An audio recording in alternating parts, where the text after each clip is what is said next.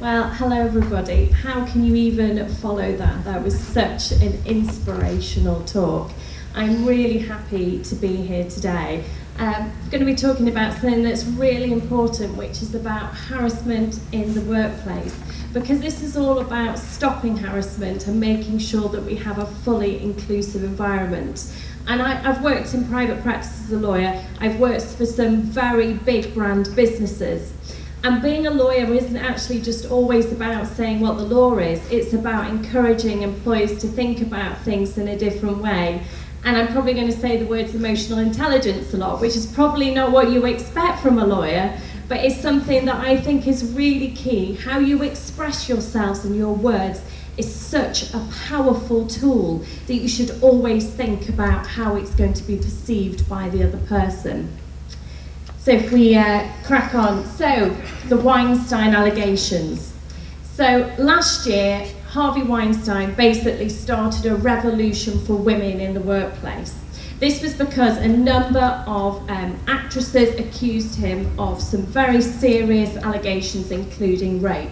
And you can see some of them here. He tried to encourage me by telling me what a fantastic opportunity it was for me to be part of this project. Mr. Weinstein was quite calm. Ooh, and my slides have just disappeared. That's on your actual. Oh, is it? Yeah. I told him no, we're going for a different one now. I kept pushing him away. He just wouldn't listen. He just forced himself on me. These are not just the stories of actresses, they're also the stories of women, unfortunately, in the workplace. And what we've seen, if you Wikipedia Weinstein, is the Weinstein effect. And it's a global trend where women are coming forward and accusing powerful men, whether they be actors, CEOs of companies, of sexual harassment in the workplace. For those that have seen the hashtag #MeToo, lots and lots of women are talking about it in the workplace now. It's just a bit of banter. So the TUC did some findings and investigations about sexual harassment in the workplace. I think these are really shocking. So 52% of women polled experienced a form of sexual harassment, over 50%. 35% of women overheard comments of a sexual nature. 32% subjected to jokes of a sexual nature. 28% heard comments about sexual comments about their body or clothes. Unwanted touching, 25%. 20% of women experienced unwanted sexual advances. How many of those women complained? 80% of women did not report any of those issues. If we go back to this slide, back. Back. Certainly right, I can find a really cheap one. Back. If you were polled, hands up if you would have said yes to any of those. Have you experienced a form of sexual harassment, heard sexual comments, heard jokes of a sexual nature, had touching of body or clothes, or heard another woman express that they have? Just hands up. Yeah. Unfortunately, it impacts all sectors, all industries. As a professional woman, I've been in law for a number of years, shall we say, and I started where the thing was to take your clients out to pole dancing, things that we wouldn't see necessarily now. And friends of mine, when I told them I was speaking about sexual harassment, they all said, me too. And these are professional women, highly educated, that were too afraid to speak up. And a very close friend of mine admitted that a man had even bitten her on the shoulder. How extreme is that? She had never told anybody, and she confessed it to me 20 years after she'd experienced that. So what is sexual harassment? Well, the Equality Act tells us it's unwanted conduct of a sexual nature where the purpose of or effect of violating the dignity of a worker or creating an intimidating, hostile, degrading, humiliating or offensive environment for them. What is unwanted? Do you have to say, no, I don't like this, please don't do this? There's a lot of conduct there you don't need to have said no first, but some of the grey areas you'll be required to express that the conduct is unwanted. Purpose or effect. So this is about subjectively what a person feels, but it also has an objective angle to say whether that was reasonable.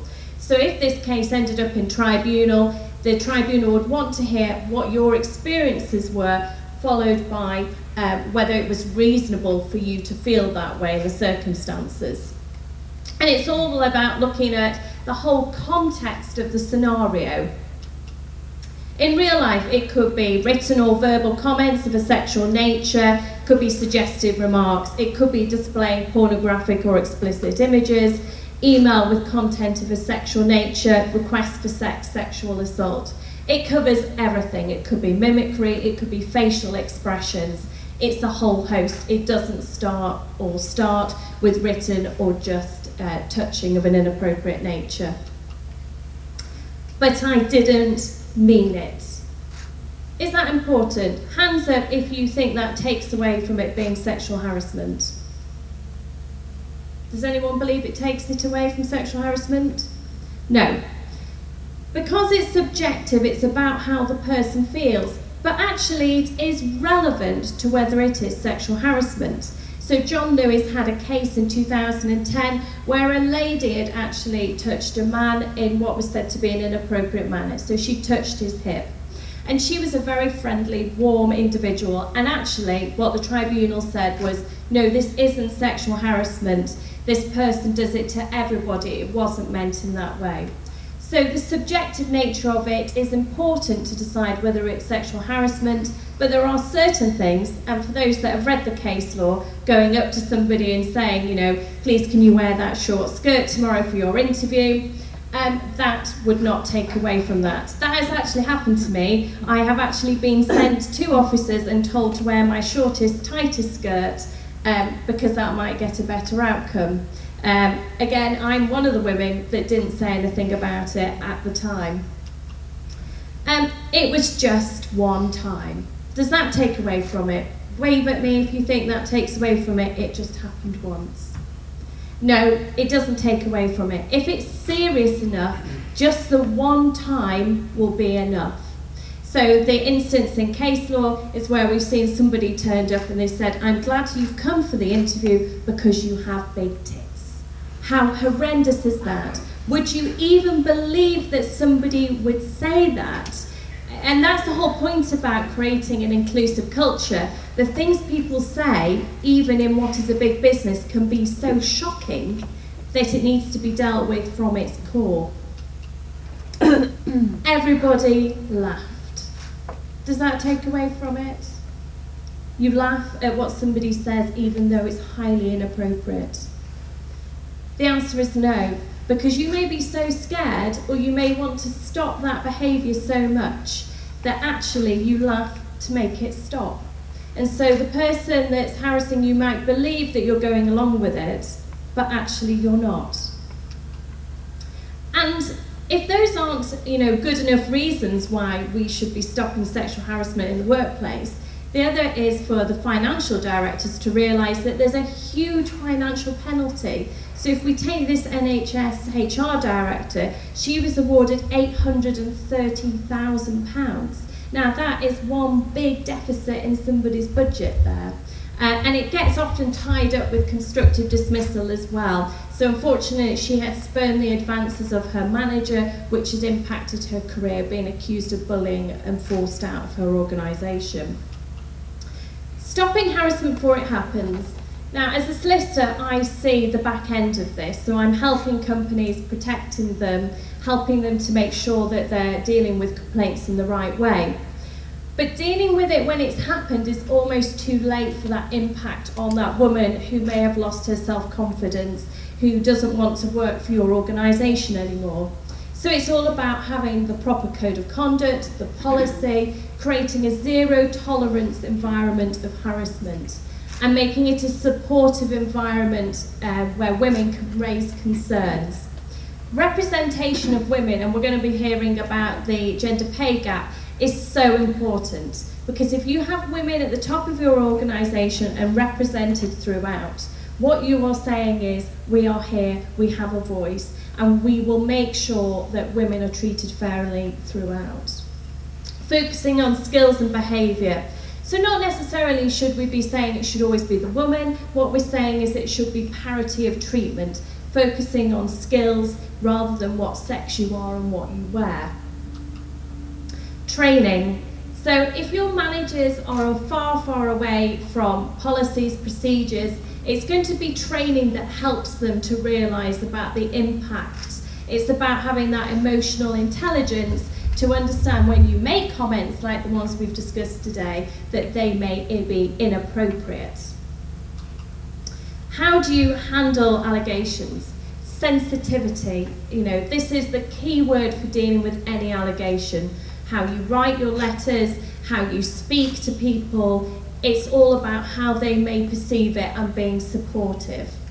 Investigate it without delay, because often it'll just be one person's word versus another. So you need to be making sure you collect all of that information to try and come to a conclusion. Confidentiality, very, very key. People can be very upset if it's said to the wrong person. Gathering evidence, as we've talked about already, and an unbiased determination. So not getting involved if you know the individuals, making sure that somebody that's different, who's not had any biases, will come in and look at it. And as we say, it's fairness to everybody. So that's the complainant, the accused, and also the witnesses. And witnesses also can really suffer from harassment as well. So because they've come forward to speak about something, they can find themselves the butt of the jokes and the harassment in the workplace. Social media. Social media is like the horror story of workplaces. I think WhatsApp should be basically banned, because everything that I hear about WhatsApp from all the other lawyers I know, this is where all the bad cases come from now. Fortunately though, it's all in written evidence, which is great, but people seem to think that it's invisible and it will never appear again once they've typed it. So, make sure that you've got the media policies in place. Make sure people understand that social media is exactly the same as any other form of written comments in the workplace.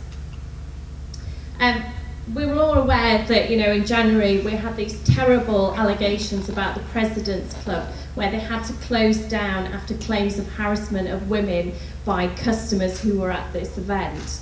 Now, it's very interesting because the law actually stopped third-party harassment in 2013, and we don't have that as part of the Equality Act anymore, which is a shame really, because we need to be protecting women from customers. That doesn't mean that businesses don't have any obligations to actually protect women, and in this case the business looked into those allegations and responded. What I would say though, this is a comment from The Guardian, which I just think is brilliant and summarises every single organisation I've ever helped or worked in. The panicky addition of alleged to the end of every sentence, along with wild assumptions about its rarity and triviality. So that's the PR statement issued by lots of companies after it's reported their sexual harassment in the workplace.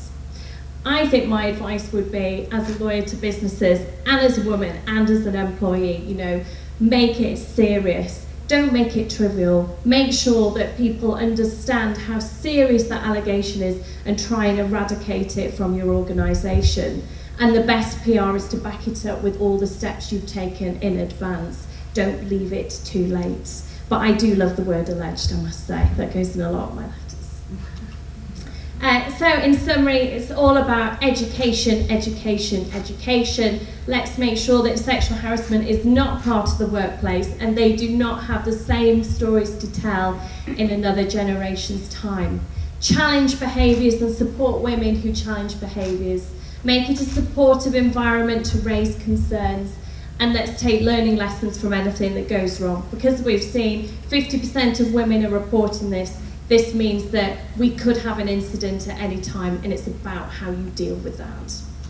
So thank you very much. I haven't put anything on the table, but please do come and speak to me at lunch. It's been wonderful to speak to you today, and I hope you enjoy the rest of the conference. Thanks.